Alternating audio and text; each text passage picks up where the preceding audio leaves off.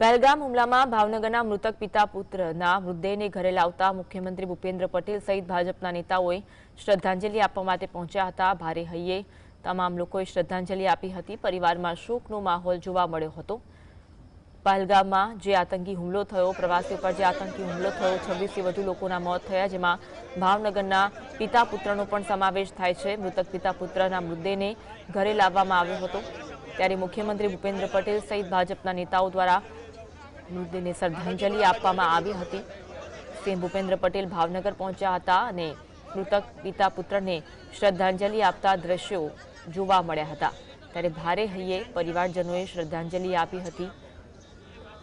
આખું ગામ અંતિમ સંસ્કારમાં જોડાયું હતું। મુખ્યપ્રધાન ભૂપેન્દ્ર પટેલે શ્રદ્ધાંજલિ આપી હતી। બે દ્રશ્યો જોવા મળી રહ્યા છે। એક તરફમાં ભૂપેન્દ્ર પટેલ શ્રદ્ધાંજલિ આપતા દ્રશ્યો છે, બીજી તરફ પરિવારમાં ગમગીનીનો માહોલ જોવા મળી રહ્યો છે। પરિવાર શોકાતુર જોવા મળી રહ્યો છે। ન્યાય આપોની માંગ કરવામાં આવી રહી છે। આ સાથે સીએમ ભૂપેન્દ્ર પટેલ પરિવારજનોને સાંત્વના આપતા હોય તેવા પણ દ્રશ્યો જોવા મળી રહ્યા છે। ભૂપેન્દ્ર પટેલ પરિવારજનો સાથે વાત કરી રહ્યા છે અને આ સાથે બાળક છે તે તેમને મોબાઈલમાં વિડીયો પણ ક્યાંક બતાવતું હોય તેવા જોવા મળી રહ્યા છે। માંગ થઈ રહી છે કે ન્યાય જોઈએ છે। ભાવનગરના પિતા પુત્રનું પહેલગામમાં હુમલામાં મોત થયું હતું, ત્યારે પરિવારજન શોકમગ્ન જોવા મળી રહ્યા છે અને તેમના અંતિમ સંસ્કારમાં સીએમ ભૂપેન્દ્ર પટેલ ઉપસ્થિત રહ્યા હતા। ભારે હૈયે પિતા પુત્રને શ્રદ્ધાંજલિ આપતા દ્રશ્યો જોવા મળ્યા હતા। બે દ્રશ્યો જોવા મળી રહ્યા છે। એક તરફ ભૂપેન્દ્ર પટેલ શ્રદ્ધાંજલિ આપી રહ્યા છે, પરિવારજનોને સાંત્વના આપતા પણ દ્રશ્યો જોવા મળી રહ્યા છે। ભાવનગરના પિતા પુત્રનું આતંકી હુમલામાં મોત થયું, ત્યારે મૃતકોના પરિવારજનો સાથે સીએમ ભૂપેન્દ્ર પટેલે મુલાકાત કરી અને શ્રદ્ધાંજલિ આપી હતી। આ સમયે મૃતકના પરિવારજનો અને પ્રત્યક્ષદર્શીઓએ આતંકી હુમલાની ઘટના સમયની સ્થિતિનો સીએમને ચિતાર રજૂ કર્યો। આતંકીઓ કઈ રીતે આવ્યા અને હુમલો કર્યો તેનો જાણે પ્રત્યક્ષદર્શી અહેવાલ રજૂ કર્યો।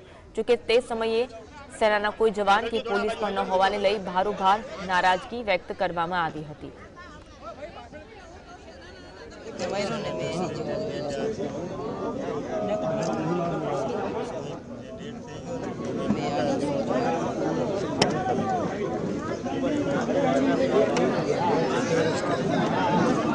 આ બધા મને ફોટામાં એ બધા મૂકે છે, આ બધાને નથી જોઈ। ફ્લાઇટમાં ત્યારે એક છોકરીએ કીધું કે આને મેં જોયું, મારી બેને કીધું, હારોર હતી ને એક બીજી એ બધા હુવા આવતા જ હતા, પણ એને ગોળી વાગી ગઈ તો સ્મિત ત્યાં ઊભો રહી ગયો તો એટલી જ નજીકથી એને મારી દીધો। હાવ નજીકથી આવીને મારી નાખ્યો ને હું થોડોક 10 ફૂટ દૂર હતો। નહીં, મારી સામું જોયું પણ હું દિવાલની અંદર હંતાઈ ગયો ને સર કેટલા 300-400 જણા હતા ને એક આર્મીની સિક્યોરિટી નહોતી, એક આર્મી નહોતી। જે સ્થળ ઉપર હોવું જોઈએ સ્થળ ઉપર હતા, લોકલ પોલીસ સ્મિતને મેન ગેટ છે ને, મેન ગેટ ત્યાં હું એને ઢળીને લઈ આવ્યો સેફ રાખવા।